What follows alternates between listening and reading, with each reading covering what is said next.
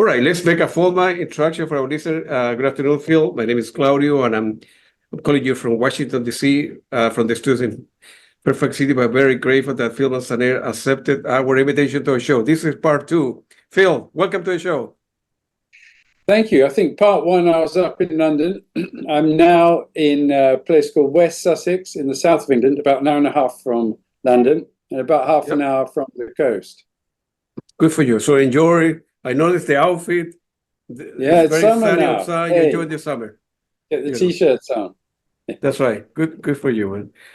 All right. So let's continue where we were before. We at the end of chapter 7. I noticed that after the Avalon tour in 1982, you decided to go your own. And what was the motivation for you to open your own record label at the time? Well, actually, after the Avalon tour, me and Andy decided to see if we could put a band together.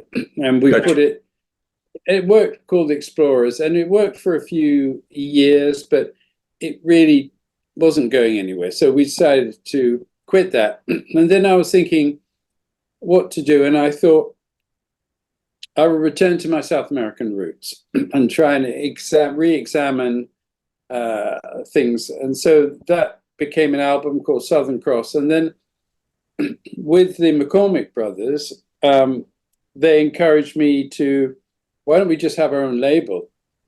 And I rang a guy who turned out to have been the promoter for the Roxy Music gig with David Bowie at a pub in Croydon. And he now was quite well, he'd done very well and set up a distribution company called Pinnacle. And I said, can I be on your distribution company? And he said, I'll give you a label manager, Phil, straight away. That's it. And so we started. I had the studio, and I thought, well, we have the means of production. We can make records. We don't need to go and ask permission. We'll have to manufacture them ourselves, and we'll learn about the whole business. So we went to the south of France. There was a big music convention called Midem, and we started meeting people. And the first day in the elevator,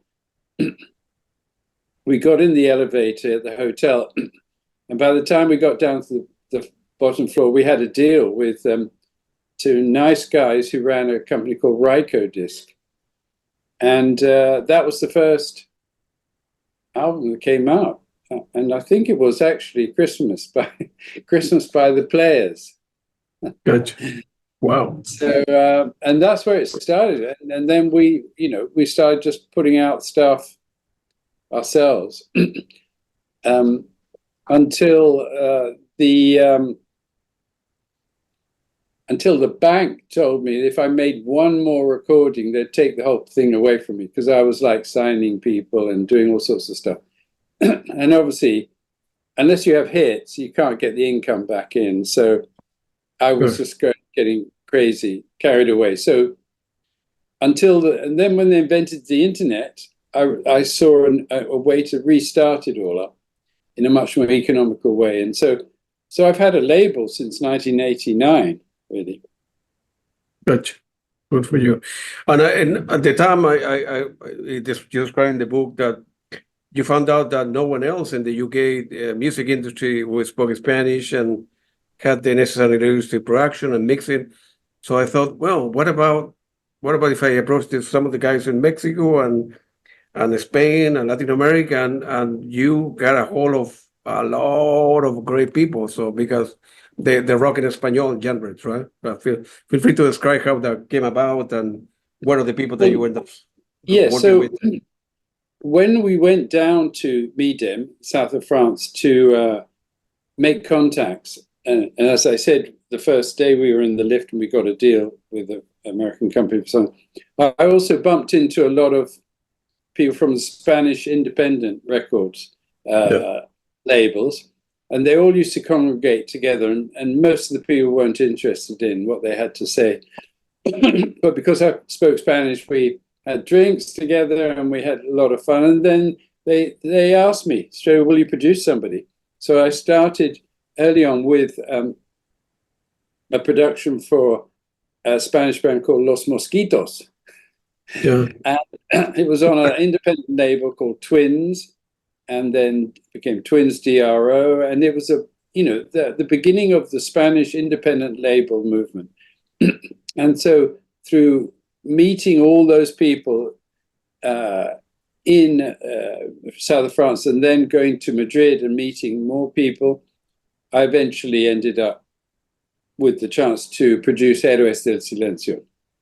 Yep. And that was the big thing that launched them and me into rock en español. Yeah. Because that was incredibly successful. And for people that they don't know, the band is very, very popular, and playing in stereos in front of 100,000 people. So this, no, we are not talking about a little theater of 500 people, 100,000 people, in New York or in Mexico City or in South America. So those were big names. Well, actually, next month, the singer Enrique Bumber is playing Madison Square Garden. Wow. Yeah, so it just shows you that was 1990 when I met them.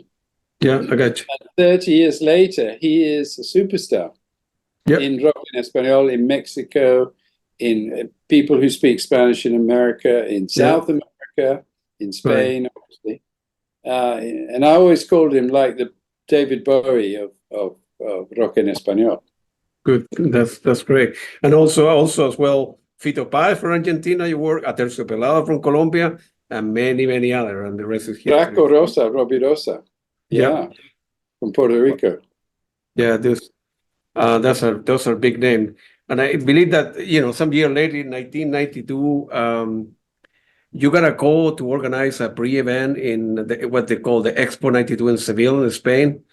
And they were giving you a good budget for you to invite the best guitarists in the world. And then the event will be broadcasted in the US and the BBC. How you manage, because it's a lot of work. They give you money on one hand, and the other, you need to reach out to people, find the best of the best, not just guitarists, but drummers and bass player, and so on and so forth. And some people were on tour at the time, so they cannot stop the tour. So, what was the level of effort at the time to put it together? Well, it was a big challenge, but obviously the production company who asked me to do it said, they had the budget of $7 million. And it was called Guitar Legends, and it was going to be in the home of the guitar in Sevilla, in Spain. And so in all the genres, whether blues, jazz, rock, folk, heavy metal, they said, just pick the best people you can, the best musicians we can possibly get in the world, because this event is going to be televised live in America and in England. And it'll be 5 nights, 5 consecutive nights. And so and obviously they had infrastructure, so it wasn't like I had to bring everybody. They got in touch. I made the list of the people. Yeah. And it was just a dream, like I want B.B. King, I want John McLaughlin, I want Les Paul, I want Roger McGuinn, I want Brian May, I want Steve Vai, Joe Satriani, you name it, Keith Richards, anybody I could. And the best bass players at the time and the best drummers. And I came up with a concept for each night, which was a blues night, a jazz night, a soul night, a folk night. And then I ran out of concepts. So my night, which I also was a musical director of my night as well as the whole event, I had all the leftovers.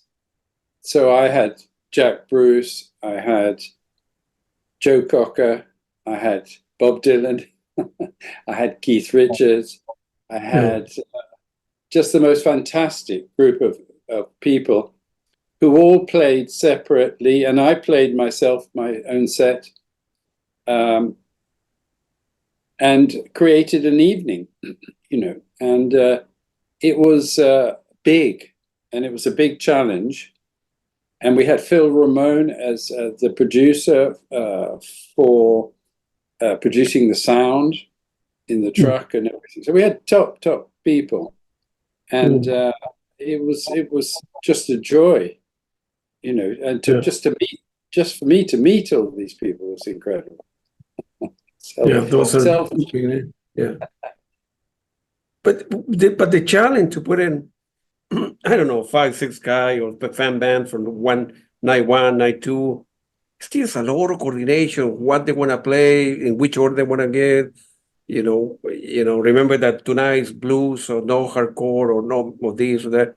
It's a lot of managerial skill that come into place to put that together. And I don't know if you have. Well, it's a very different to be a, go ahead.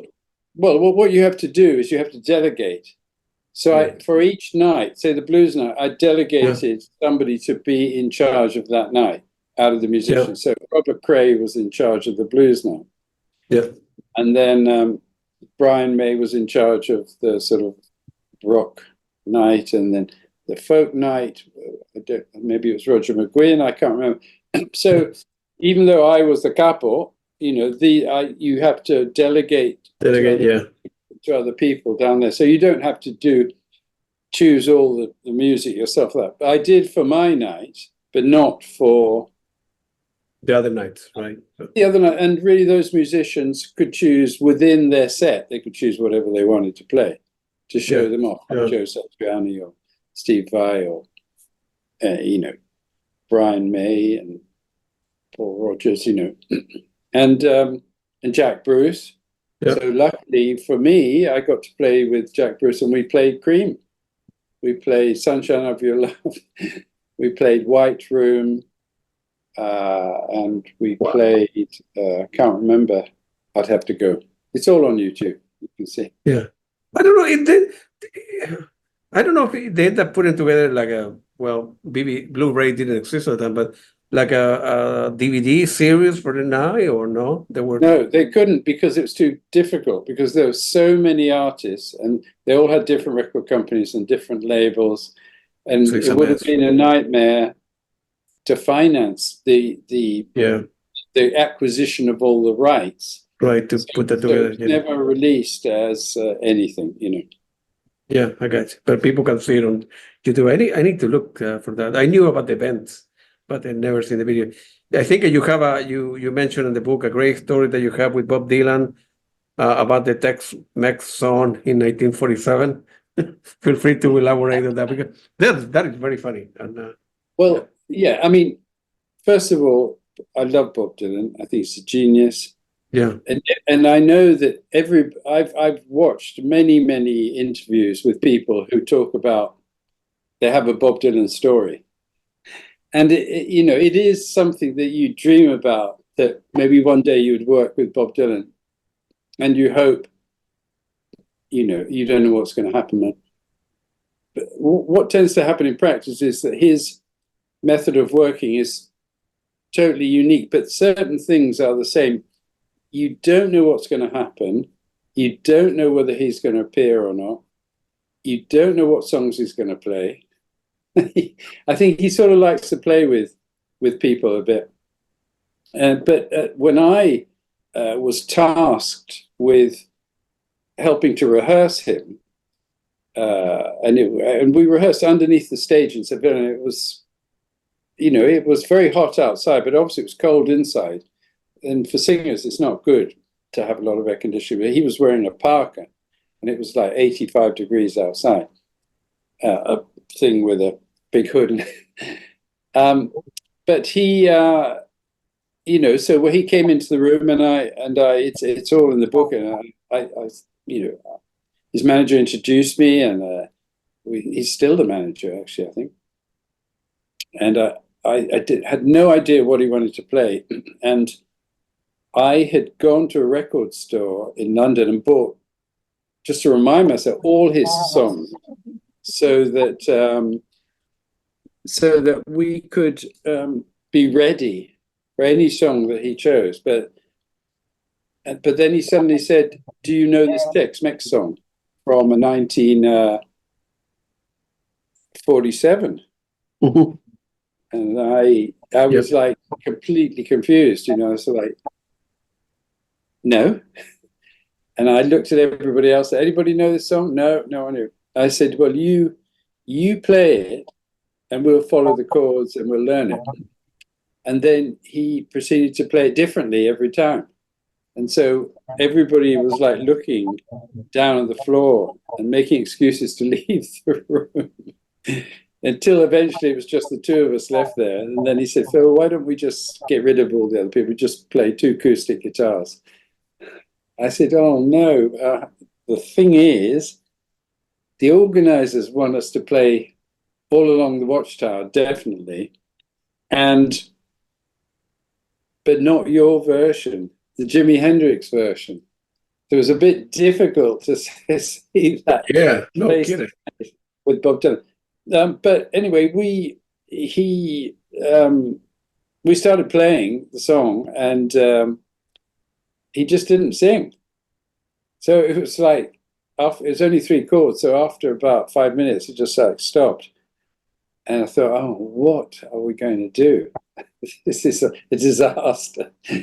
I knew we'd paid him a lot of money to do it. I said, it's like, so it was a real challenge. But, and also his manager said he might come on, he might not.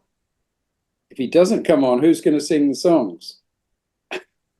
And I looked at Jack Bruce, and Jack Bruce was a very fiery Scottish man and said, I'm not effing doing that. Of course. So we laughed, but nervous laughter. And so we didn't know what he was going to play at all. And it's live, remember? It's a live TV show. And we didn't know whether he was going to come on, really, until we saw him coming on. So it was quite an experience, To say the least. Yeah.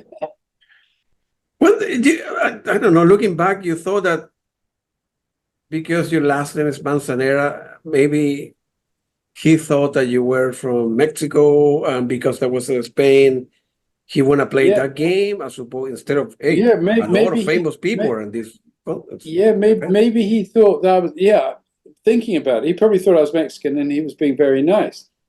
But, however, years later, when I spoke to Richard Thompson, guitarist, who's fantastic, who I'd rung to try and come and help me, and he went into he told me later, only about 3 years ago, that when he went into the dressing room to ask him what songs he was going to play for coming out, he said, do you know this Tex-Mex song from 1947? And then proceeded to play it differently every time.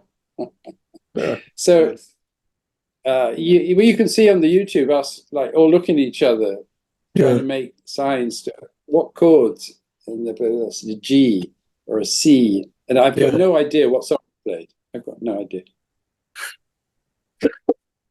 I think he was playing a practical joke on you guys. Right? I think he was. Yeah, he's a very smart guy to begin with, and Yeah, he's a very smart guy.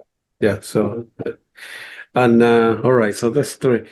And then some year later, you have a charity concert in Cali, Colombia, and I think they promoted, invite David Gilmour, Roy Daltrey, and that's a very funny story. And by the way, we are talking about this book. It's everywhere. It's in the UK, in South America, in Amazon, Argentina, Spain, every country in the world. You can find Revolution to Roxy by Phil Manzanera. Buy the books.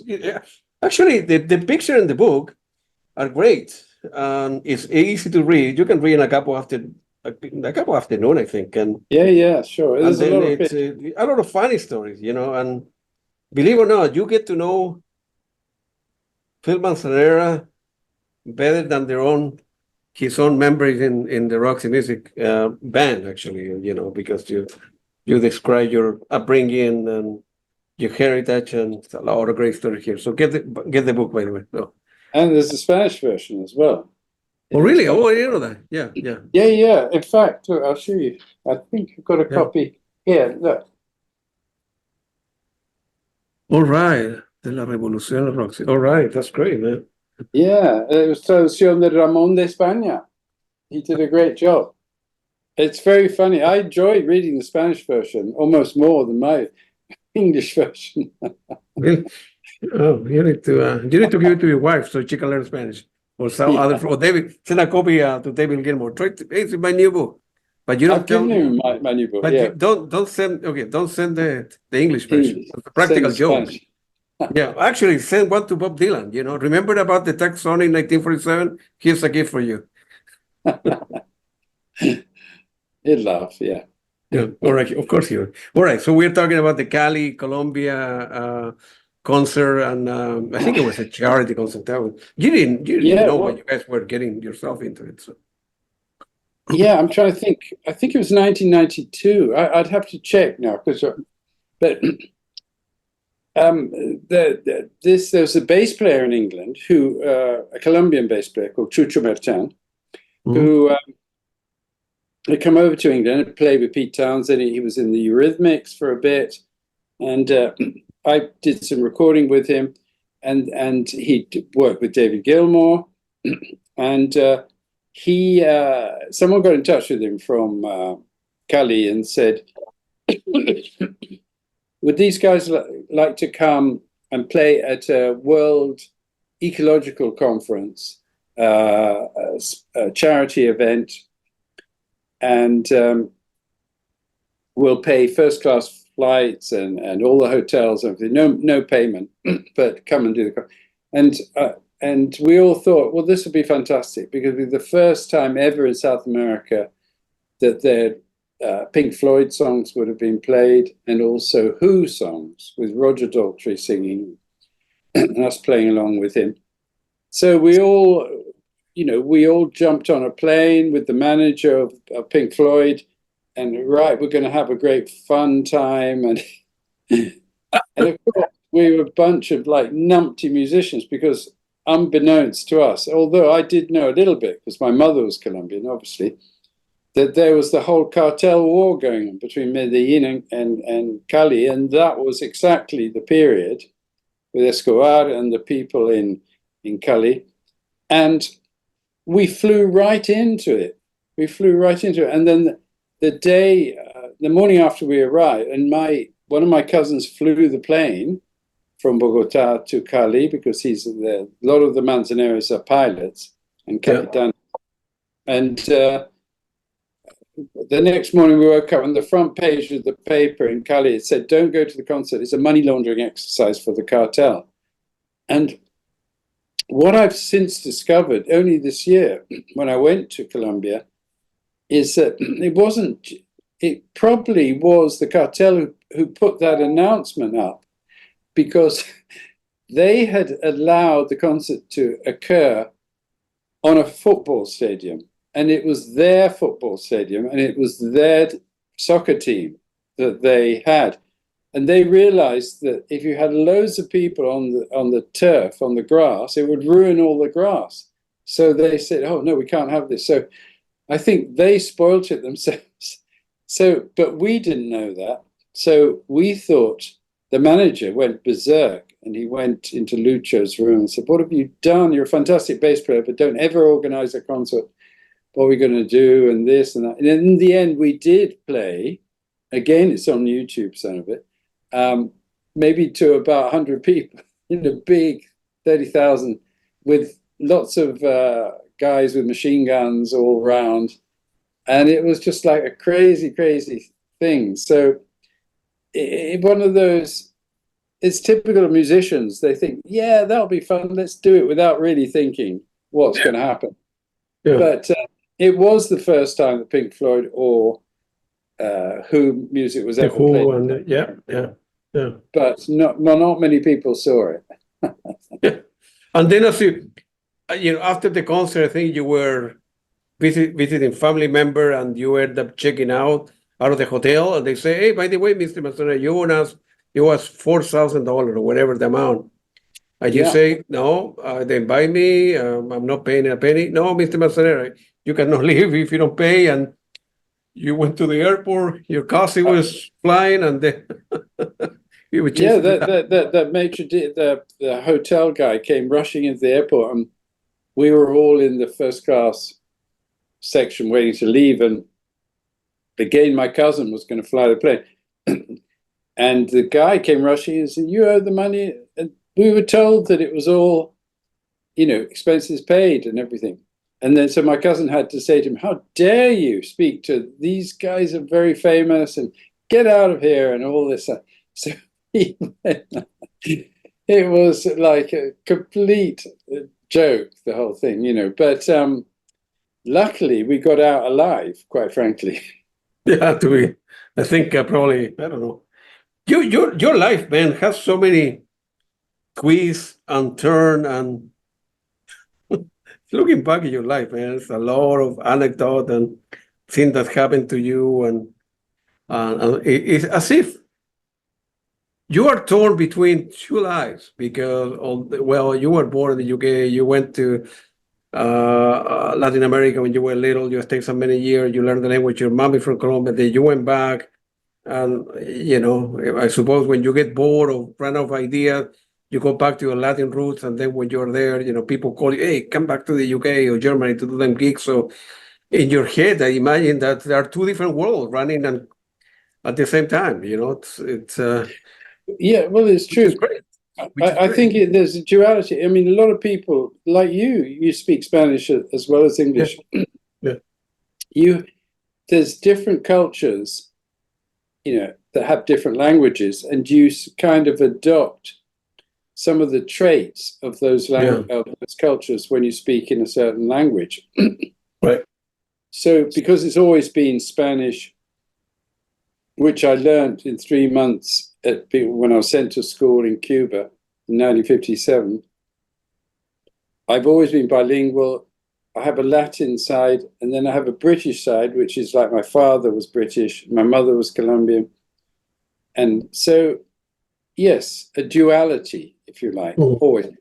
But they say that people who speak two languages can be more empathetic than other people, because they know what it's like to be in another culture, and so they're more understanding of other cultures and more open to understanding other cultures, and they're understanding how this works, you know, how other cultures work, and how the languages of the many different countries in the world create different music, different culture, different social climates.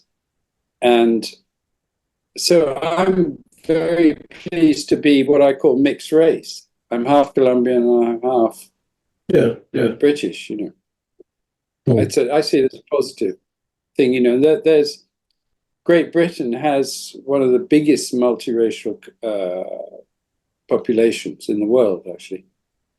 So in England, or in Great Britain, it's una mezcla, un revuelto, a nice mix where people try and get on together, you know, which is part of my philosophy, you know, too, life. Yeah, absolutely. No, absolutely. And you, the same you mentioned, the same thing happened to me. I have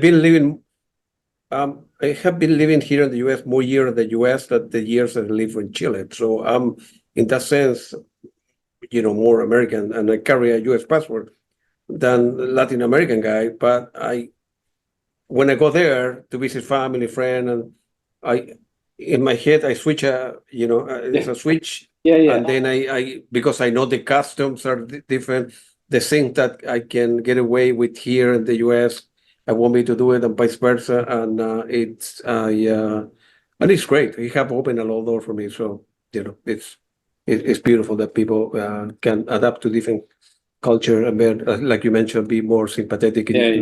That's great.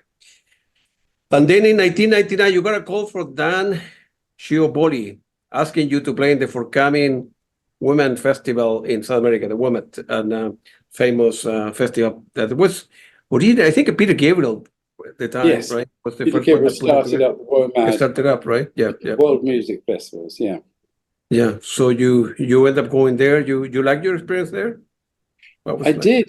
It was great. The first time for me to work with African musicians from South Africa, from Rhodesia, from Mozambique, and to sort of lock into their groove, really. You know, as a musician, it's fascinating to have what I call musical conversations with people that you might not talk a lot about it, but you just play your instruments and you call and response. You play something, they play something. You say, "Oh, wow, what that was! Because he did that, I will do this." And so it is an ongoing adventure, musical adventure. So that was just another great chance for me. And of course, the main guy in that band was the guy who worked with Paul Simon, Ray Peary, on Graceland. So he was a guitarist and a singer, the main singer in the group. It was called the African Gypsies.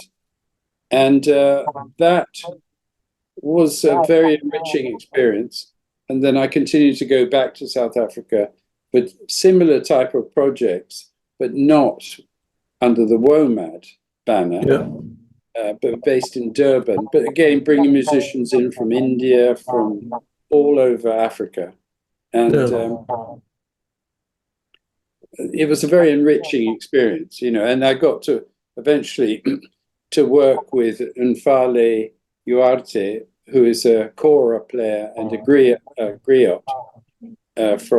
from Guinea. And he's like one of the most talented people I've ever met in my life.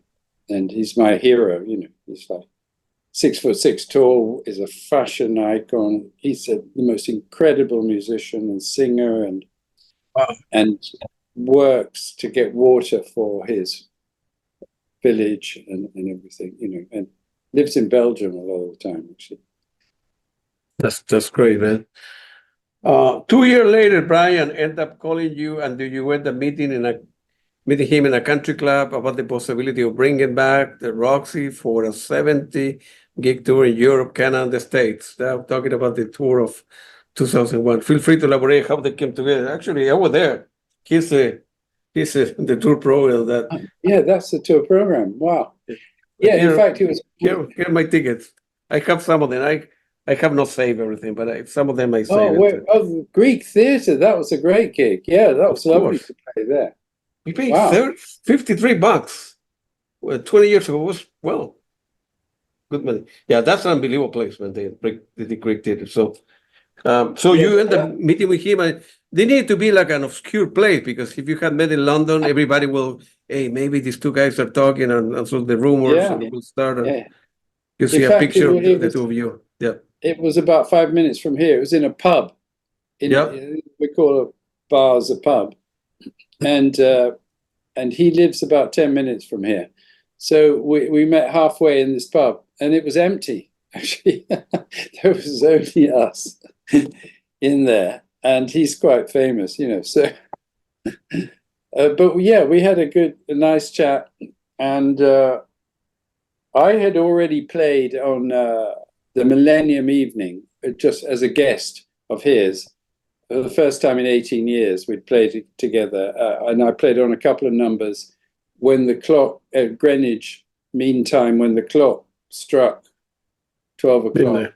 We were playing there, in the Millennium Evening. So that was fun. And so then we met again here just to have a little talk about Roxy, about trying to get Roxy back together again after 18 years.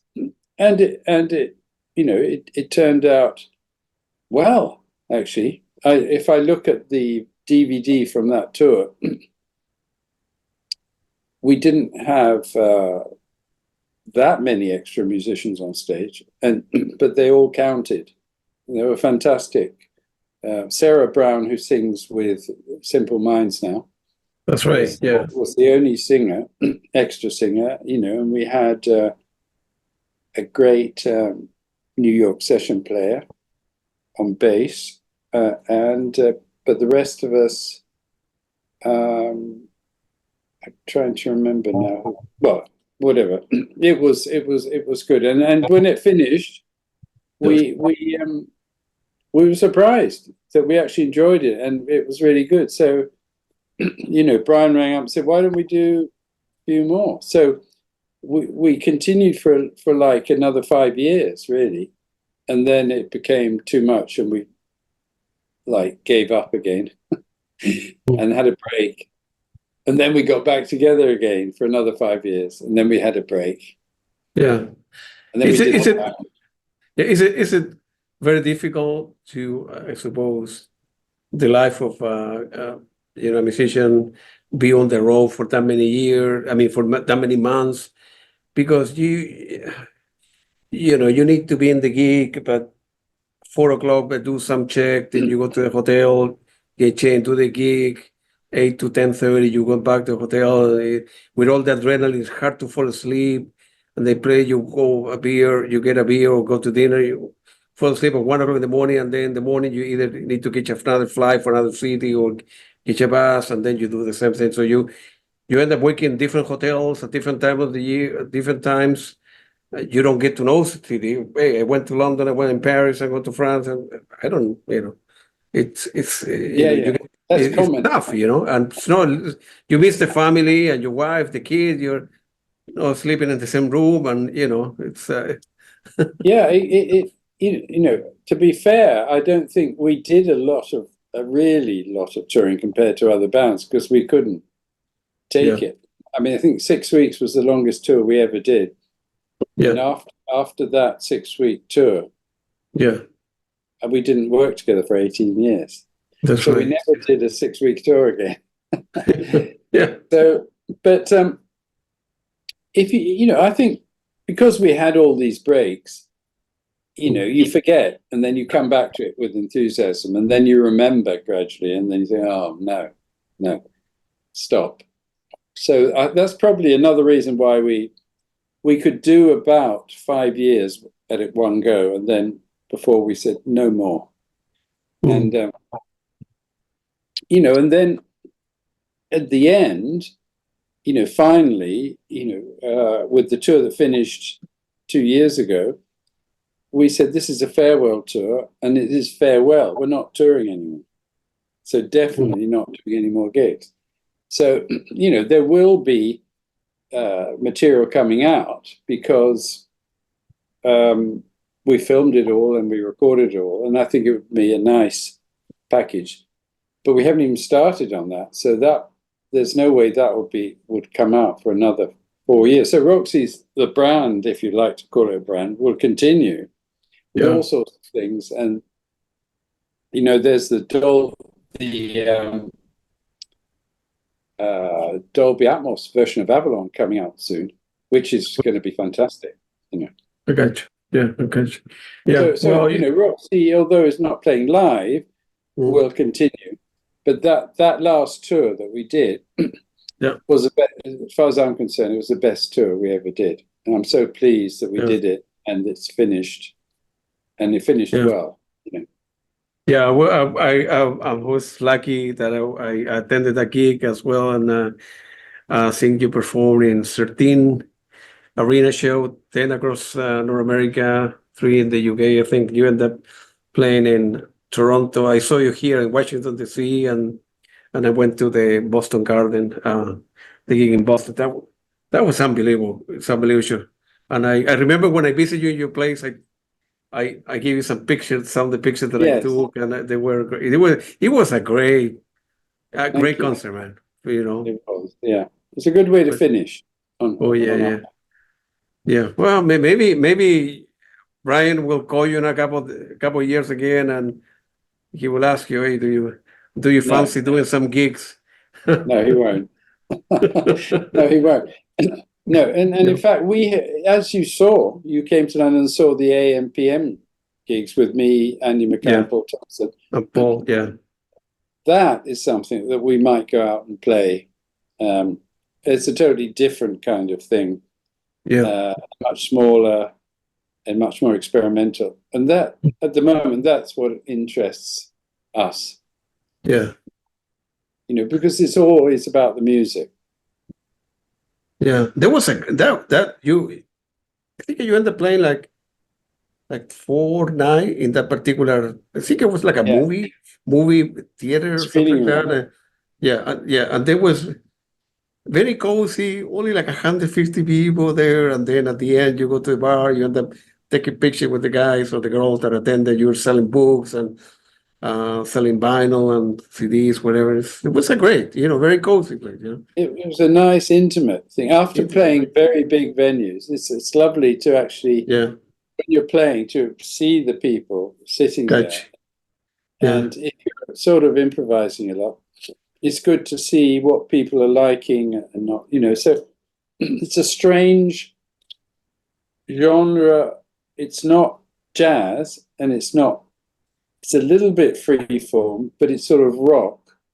But it's not rock as we know it.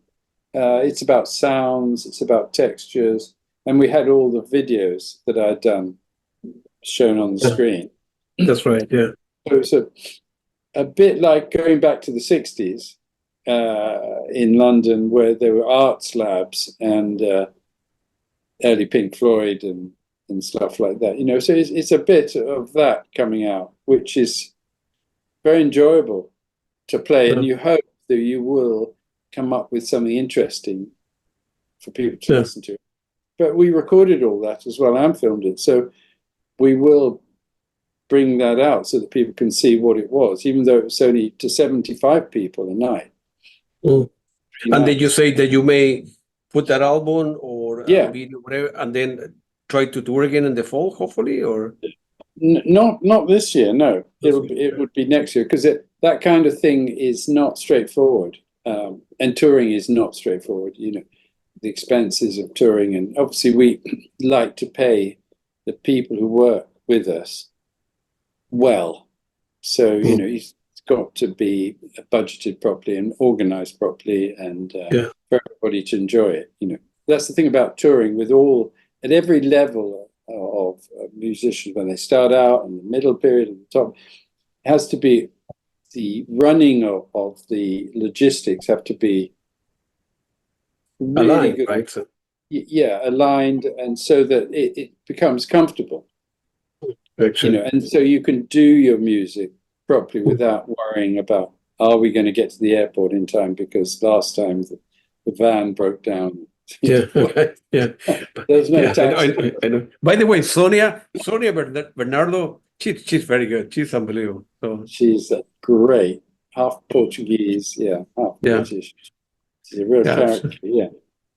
Absolutely. Let me ask you, I don't have that many questions left. Let me ask you a couple of questions about the Gilmour years. I think in the book you mentioned that David Gilmour have accumulated hundreds of snippets of ideas for new song, and he offered them to you and see if you come out with something interesting. And then you are very methodical. You listen, you arrange it. They put together, this could be with that. No, this is bad, or not great, and let's put it away. And you maybe create a different folder in your computer. And I think that was in many ways the foundation for On an Island, the third album of David Gilmour, right? That's correct? Yeah, On an Island and Rattle That Lock. Okay, wow. And there's a couple of tracks on the new album, which are from way back then as well. And incidentally, David played me the album, and I think it's his best album ever. So I'm very pleased for him. And one of the great things about it is that I didn't have to do it. I can listen to it as a punter and enjoy his voice and enjoy his guitar without having to have heard it hundreds and hundreds of times and analyzed it and all that. So it was very enjoyable actually to listen to it, rather than the other ones were fantastic and great, but by the end you never want to hear them again because you've heard them so many times. So that's the thing about working on albums, and the process of working on albums is you do listen again and again and again and again. It's very intense kind of listening experience, And then you end up touring with him to Yes. support that album. And I think Richard Wright also was part of the... Yeah, and Rick was there, and that first tour on an island. Yeah. We came to America. Yeah, it was very enjoyable.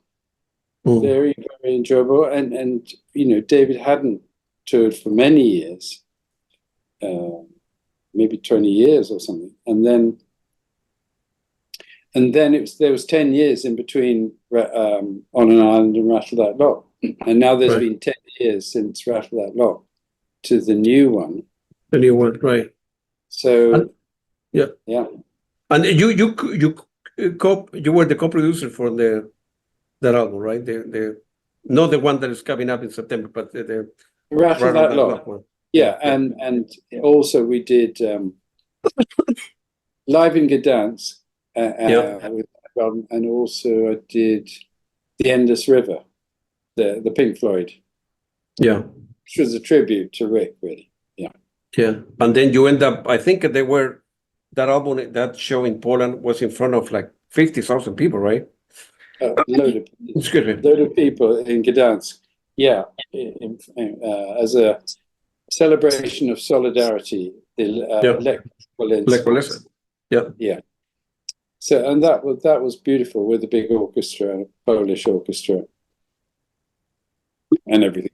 And that, in fact, was the last time that Rick Wright ever played live. Yeah. Which was a shame because he died of cancer a couple of years after that. But yeah, no, it's one of the many adventures, and like a few months ago, this album came out with Rod Stewart and Jules Holland, and it was a big band, which I ended up producing 7 of the 13 tracks. It was #1 in England. Wow. Well, it's so different to what I normally do and been involved with, that it was a great musical adventure as well. And to meet Rod Stewart. I love Rod Stewart, yeah. Yeah, good for you. Yeah, good for you.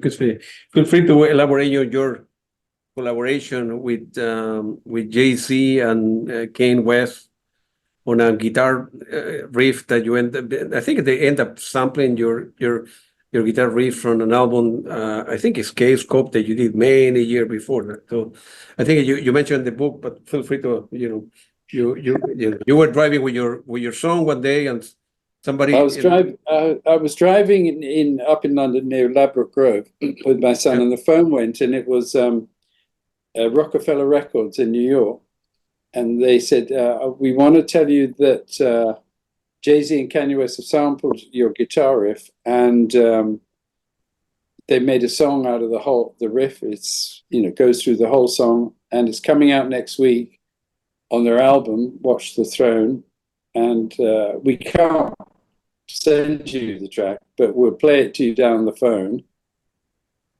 And I said, oh, I think you made a mistake, because people always get my name mixed up with the keyboard player in the Doors, Ray Manzarek. My name's Phil Manzanera. They said, no, we know. So we'll play it to you. And so they played it to me. I said, oh, well, it sounds like something I did, but it's been slowed down. But I guess it is me. And then I said, oh, well, great, thanks for ringing, goodbye. And then I said to Charlie, my son, are they allowed to do that? I don't know.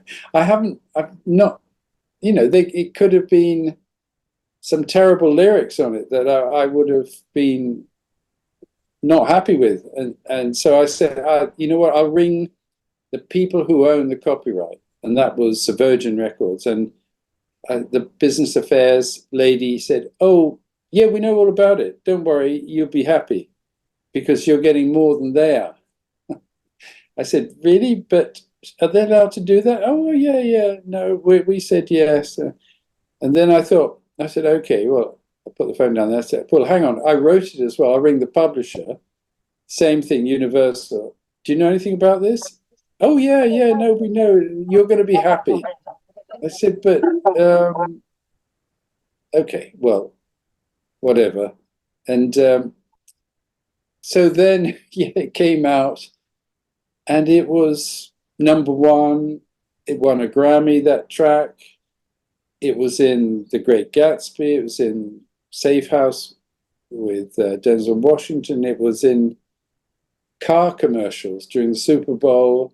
Yeah. It was like a money-making machine, a money-making riff. And I couldn't believe it. And then I thought, oh, I know this is where the money is in the music business, because there's no record shops anymore. There's no streaming, doesn't pay anything. The money is in synchronization rights and for films, and then for trailers for films. And so, yeah, it was a big wake-up call. But it was this was a little guitar riff that I wrote in 1976 without even thinking, watching the television. I needed to go into the studio, record something the next morning, came up with this thing, did it. And then, 40 years later, this guy, friend of Kanye West's 88 Keys, specializes in sampling vinyl from 1976 to 1979 and makes beats out of them. And he had played it to Kanye when they were desperately needing one last song for their album. And it was like a chance, total miracle. And what it shows is the randomness of the music business. You could go nowhere or you could go to the top.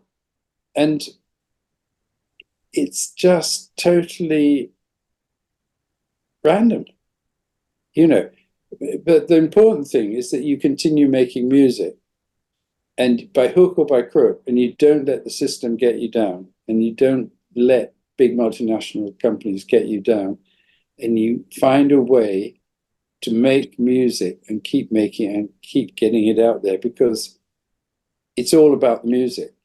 The music does it for you. If you try and chase fame and fortune, it invariably doesn't come. But if you have got good karma and you keep doing what you do because you believe in what you do, then the karma will come back and give you a little pat on the back. And the end up, you were pleased, because at the end, I think you mentioned in the book that for that guitar riff that you did in many years, years before, watching television, you end up making more money with that your entire life with Roxy music. How in the world for a guitar riff that probably 30 seconds or 25 seconds that end up many years later, right? It's like God said, take that for all the rip-offs and things that have happened over the years. I've mentioned in the book, that Roxy, we were on 5% divided by 6 people up until about 5 years ago. We only managed to change it. So all musicians have stories about how it's not, haven't been paid properly. But, so it's not unusual. But sometimes the karma comes back and things, help. Wow. And then, many years later, you guys were nominated and inducted into the Hall of Fame. And that was, for a musician, right? I suppose that this is the climax, right? I mean, you want to do well, you want to sell books, make money, and travel the world. But, being recognized by an external entity, that's the icing on the cake, I suppose they say here. It's very nice. And, here in the UK, we don't realize how big a deal is in America. And I went to the ceremony and I stood up and I looked around and I thought, oh my goodness, this is enormous. There's so many people here. And then I looked to the left and there was all of Fleetwood Mac, and there was Janet Jackson to the right. And there's the whole history of pop music. And I felt just so thrilled to be accepted somehow as a part of the Rock and Roll Hall of Fame. And I understand why in America there are lots of Hall of Fames, because they do like to, people in America like to celebrate, whether it's in sport or in music or in literature or whatever, people's achievements. So, we're very happy for that. And I think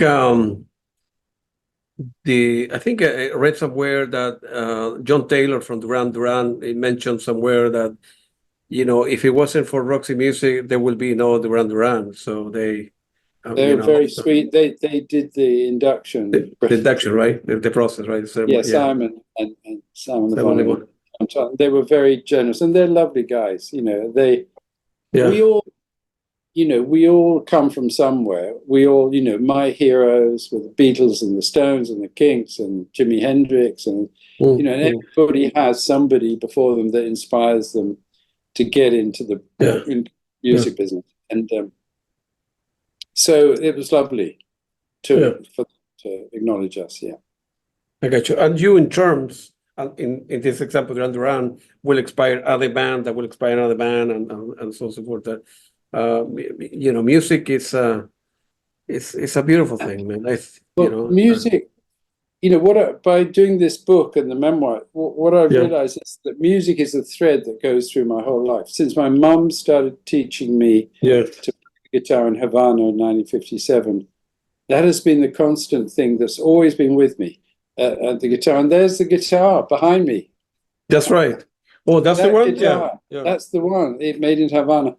You know, and it's been with me and helped me through the ups and downs of life, you know. And so music plays an important part for people, you know, in their mental well-being, and just makes the world a more richer place to have sound, whether it's the birds or literally Roger McGuinn and the birds. Yeah, and then toward the end of the book, I think the last page, you says here, and I highlighted, all this reinforces my belief that music has the power to bring people together and enrich people's lives. That's the great way to put it together. You know, simple couple lines, but that embraces your whole life, man. So very good for you. I have two more questions. I want to ask you. You are going to be collaborated with